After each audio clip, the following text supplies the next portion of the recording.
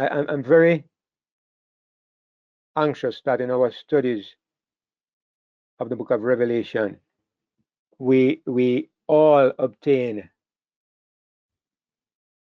an overview, a good overview of the book. You know, from at the beginning, we were constantly going back over and looking at the basic outline of the book, and it's very important, in my opinion, that we get that big picture. One of the reasons why Revelation is so difficult is because there are so many small pieces, and most of the interpretations that we hear about Revelation, they focus on those little small pieces as individual units by themselves. And you know, they are not really fit into a big picture. But I believe that once you grasp the big picture, you have a tool that will help you to always be able to approach any of the different parts of the book and have a fairly good understanding where it fits in. So, as always, I want to repeat that I think it's very important that I make the point over and over again that when it comes to the book of Revelation, I'm not trying to be an infallible interpreter. I'm not trying to do this. What I'm trying to do is to share the principles of interpretation that I believe God has taught me. I say I believe God has taught me. I've been in the school of Christ for many years, and I believe He has taught me certain principles that have helped me to have a solid understanding of the book that I believe is a reasonable approach. I'm being very careful of what I'm saying because I know I'm not infallible. I know I'm not a prophet. I know I can be wrong, but I believe that the principles that we are using to approach the book are good principles. And I believe that, of course, I believe that generally speaking, we're heading in the right direction. So that's what I will say. I don't think there's anybody in this world who understands everything in the book. And if anybody says so, I'll be very suspicious of that person because I don't believe it. But I believe that little by little, step by step, God is helping us to understand quite a bit of it. And if we get the broad picture, is what I'm saying. So I really should so here is the overall idea behind the book of Revelation. And maybe I'm going to bring up the Bible. Maybe I should just use the Bible as always as the basis for this presentation. All right. So the overall theme that we are looking at, we're basing it on a certain principle. And the principle is that the book of Revelation is dealing with the day of the Lord. The day of the Lord. There are many places in the Bible that speaks of the day of the Lord. And I could just look at one of them very quickly. In the book of Joel, for example, in Joel chapter 2, it says that in verse 1, blow ye the trumpet in Zion, sound an alarm in my holy mountain. Let all the inhabitants of the land tremble, for the day of the Lord cometh, for it is nigh at hand. He says, for the day of the Lord cometh. And it goes on to describe in the rest of this chapter what the day of the Lord is like. There are many places, as I said, that speaks of this day of the Lord. If you go to the book of Malachi, it says in chapter 4, it says, behold, I will send you Elijah the prophet before the coming of the great and dreadful day of the Lord. So there is this period in the Bible that is referred to as the great and dreadful day of the Lord. So the basic premise on which we're approaching the book of Revelation is a premise that Revelation is dealing with the day of the Lord. It is, I believe it is given other titles in the Bible, like for example, it's the time of the judgment. It's dealing with one aspect of the judgment, what I refer to as a pre-Advent judgment. So that's the overall picture. The book of Revelation is dealing with the day of the Lord. The second thing that I wonder if I should write it down. I probably should. Let me write it down, and it's always easy for us to follow when all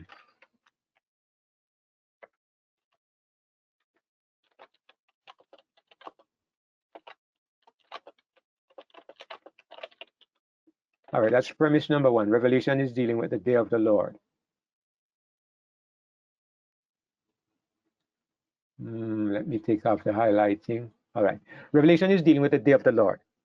The second thing that we want to look at, number two, is that Revelation is the book of Revelation is basically the judgment of two kingdoms. The focus of Revelation is the judgment of two kingdoms.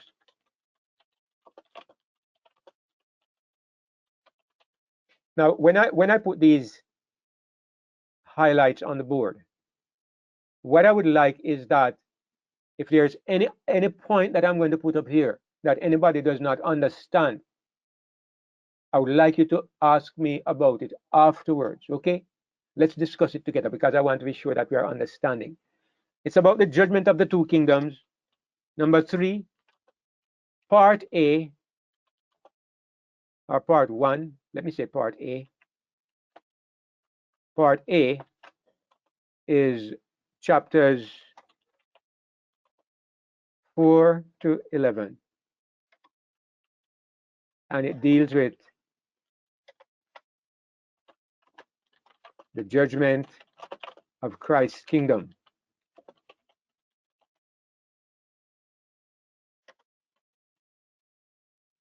Point number 4, part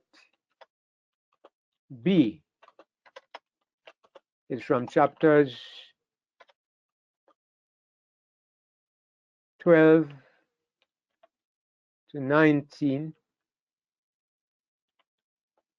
and it deals with the judgment of the beast kingdom. All right. Point number 5. The 7 seals contains the history of the kingdom of Christ. Maybe that I could put that a little better. It contains the record that is examined in the judgment. Maybe that's a better way to put it, but I'll leave it as it is because we can follow that a little better. Number 6, the history of the beast. The history of the beast kingdom. I don't know how to put this. This is already what we looked at in part 4. The judgment of the beast kingdom. The history of the beast kingdom is in chapters 12 to 19. I said that already, but I'm going to repeat it so we have an equivalent of what we see in chapter 5. All right, so this is kind of the basic outline. Number 7 is that both sections contain basically the same history, just explained in different ways. All right, maybe I'm going to leave that like that for the moment, and I'm going to ask us to look at this. And I'm not seeing everybody because I'm in this mode. I can't see everybody. So if you want to unmute your mic and to ask a question about anything, I can't see your unmuted mic, so you'll just have to make a sound, okay? So is there any part of what I put on the screen that anybody would like more clarification about? Is there any part of it that you don't understand? Just unmute your mic and say so if that is the case. If not, that will be remarkable, but that will be that will be a good thing, I suppose. The day of the Lord, is that the first coming of Christ? I mean, the second coming of Christ, or is that third coming? Okay, Brother Lad, I don't, the day of the Lord, I don't understand this to be simply the coming of the Lord. If we go back to the books of like Isaiah, Jeremiah, Joel, Malachi, and some of these minor prophets, what we see is that the day of the Lord involves the coming of the Lord, but it is more than this. The day of the Lord involves the pre-Advent judgment, going into the last crisis where the living church is examined, the judgment of the living, we would say, and it goes through the time of trouble right up to the coming of Christ, and it may extend even beyond. So I believe that the book of Revelation, the entire spectrum of the book of Revelation is what the Bible refers to as the day of the Lord. Not a single 24-hour day, but a day, well, it seems more likely that it's a day that covers 1,000 years. So the day of the Lord, as Peter says, a day with the Lord is as 1,000 years in his sight. So I believe the day of the Lord, the way we had looked at it at the beginning when we were just introducing the topic, I had used this analogy that we sometimes say, we use a phrase, a human phrase where we say every dog has his day. Now I hate to use that analogy when I'm talking about God, but it helps us to understand. When we say every dog has his day, it means that we are saying my time is coming. You've had the time to parade yourself and exalt yourself and do as you please and to badmouth me and to harass and harm my people, but my day is coming. In other words, we're not talking about a day in the sense of a literal day period of time, 24 hours, but it means my time is coming. So the day of the Lord is the day when God again steps into human history and once again begins to display his involvement in humanity, his judgments upon humanity, and his involvement in concluding the events that bring this age to an end. So it's the day of the Lord. And as I said, it doesn't just cover a 24-hour period, but it covers a span of time that takes in many years.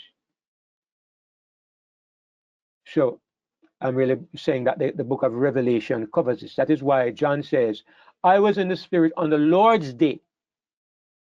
He was not saying I was in the Spirit on a Sunday or I was in the Spirit on a Saturday. What he's saying is that through the infilling of the Spirit, I was taken in the Spirit into that period of time that is called the day of the Lord or the Lord's day. So that's how I understand it, Brother Lad. Okay, thank you. You're welcome. All right, is there anybody else? All right, let me just express that I'm very happy that there's no other question, because you know what it means? If I'm to believe this, what it means is that so far as we have been going through the book of Revelation, you have been understanding and you have a fairly good idea of what I just shared. Now, this is the basic outline of the book of Revelation. It's the pattern of the book of Revelation. And once you get this, you have a template that you can work with. Now, of course, there are other details now that become a little bit more complicated. But once you understand the pattern, it's like when I was doing biology. You know, one of the things I remember about doing biology in high school, they talked about the circulatory system, the skeletal system, the nervous system. And the way I was taught in school as a third form, a little boy in third form, it was kind of like jumbled. I never understood the overall structure of the human body. So when you talk about these systems, I couldn't put them in their proper place, and it made biology a little more difficult for me, human biology. Now today, when you talk about the skeletal system, I understand the structure of the human body, how where the circulatory system fits in, the respiratory system. I understand how all these things come together to make a complete person. So I understand if for example, if your skeletal system goes haywire, you're going to be crippled. If your respiratory system is giving trouble, you're going to be in danger of dying from being unable to breathe. If your circulatory system is not functioning well, you're going to get a stroke or you're going to get a heart attack. So if your nervous system is not working properly, you're going to start getting tingling feeling in your hands and your feet. So once you understand how the thing works together, it's easy to fit everything in its place. So I'm saying The Bible is like this, and the prophecies of Revelation are particularly like this. So now that we have an overall view, then it's easier to fit the parts in place. So in part 1 of the book, where it deals with the judgment of Christ, we look at the seven seals, and we look at the history of the Christian church, and we see that just before seal number 7, you have the final manifestation of the church of Christ, the kingdom of Christ, which is the 144,000. And after the 144,000 are sealed, then you have the seven trumpets, which is the 7 last plagues. So that brings us basically to the end of the history of the Christian church, and Jesus comes again in chapter 11. So from there we moved on to chapter 12, and we saw the development of Satan's kingdom. We saw Satan trying to destroy the kingdom of Christ with the woman and the man child, and we saw how he goes to make war against God's people in the last days. So it goes quickly to the end time crisis, because really the book is about the day of the Lord.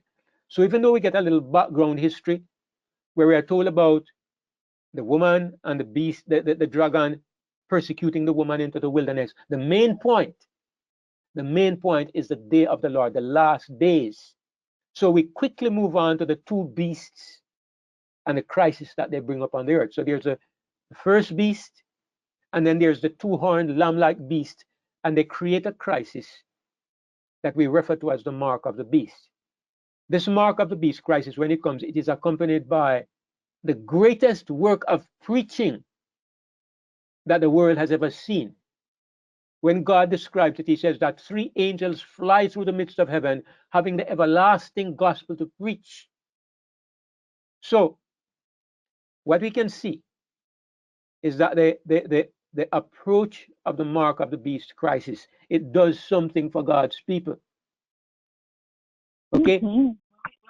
If we read the Bible, I'm gonna if we read the Bible carefully, what we see is that the mark of the beast crisis, it does something. It brings about a great change among God's people, because it says that when the crisis comes, it says, I saw another angel flying through the midst of heaven. Look at it in context and you'll see chapter 13 comes, then chapter 14 comes with the flying of the 3 angels. And the angel says, the hour of God's judgment has arrived. So what we're looking at is that the time has come for God to split the earth into 2 camps, 2 classes. The time has come for God to separate the sheep from the goats. The time has come for God to reveal to the universe those who have the oil in their lamps and those who don't. If you go back to the parables of Jesus, it's the same thing that we see in the parable of the 10 virgins, where it says, at midnight there is a cry made. So the midnight cry corresponds to the awakening of God's people when the mark of the beast crisis comes. It says they arise and trim their lamps, and their lamps begin to burn brightly. It's the same thing that happens. You see that the 3 angels fly, and now the preaching of the gospel to all nations takes place in a rapid moment of time. This is why, I say something. I always say this, and the Lord knows it is true, and you all know it is true. I can't make blood out of stone, all right? I can't make blood out of stone. That means I can't create what God has not created. None of us can do it. I keep saying me because I am the person sitting in the teaching seat, but none of us can do it. We cannot make up an issue where God has not made an issue. So, some years ago, a certain person came to me and said that something was the final crisis. It was the mark of the beast, and that we are at the end. And I didn't believe it, because I looked at the prophecy and I could not see where what was being said was true to the prophecy. And the person said, well, it is. And the person was insistent. And I said, well, if what you are saying is true, we will see, because the Bible says that when the mark of the beast comes, 3 angels fly through the midst of heaven, and there's a great awakening among God's people. I said, let us see if this happens. And this person in particular tried to create this great awakening. Him alone, poor thing, tried to create this great awakening. And after a few weeks, he grew weary, wore out, and things went back to normal. And that's what I'm saying when I say I can't make blood out of stone. One thing I've learned, and I have been in the camp of those who tried to make things happen, because at one time I thought that I would be able to finish the work. I was so simple. I thought, I'm going to finish the work, all right? I'm going to be Elijah. I had these ideas when I was young and idealistic, and I'm not saying it is wrong to have this desire, but I'm saying it was based on ignorance, because you can't create the day of Pentecost. I'm going to mute everybody. There's somebody there who is your mic is making noise. You can't create the day of Pentecost. You can't create the birth of Christ. You can't create the death of Christ. You can't create the Day of Atonement. You can't create the Feast of Tabernacles. God has a plan for what he's doing. And at the time, in the fullness of time, God's plans fall into place. And we might have I remember, Ellen White saying that we have delayed the coming of the Lord.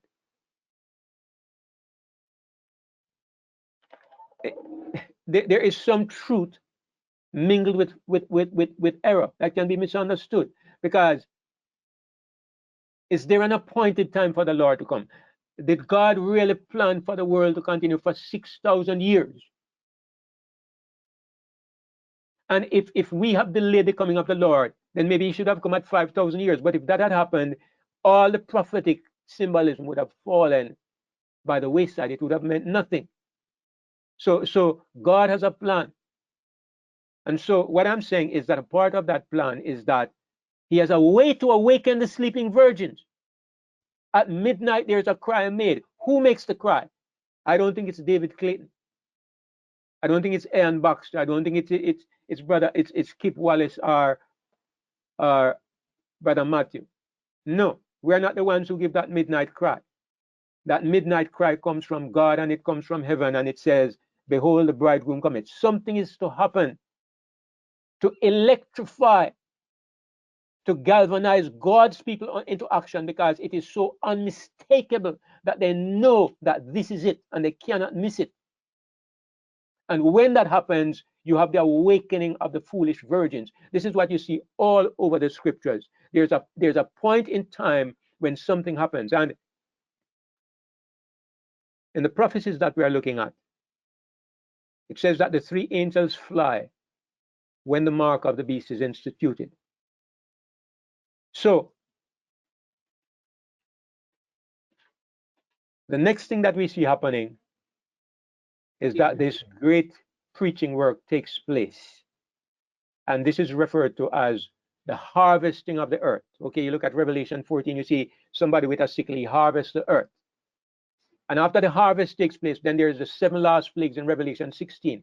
It's following a logical, sequential story form.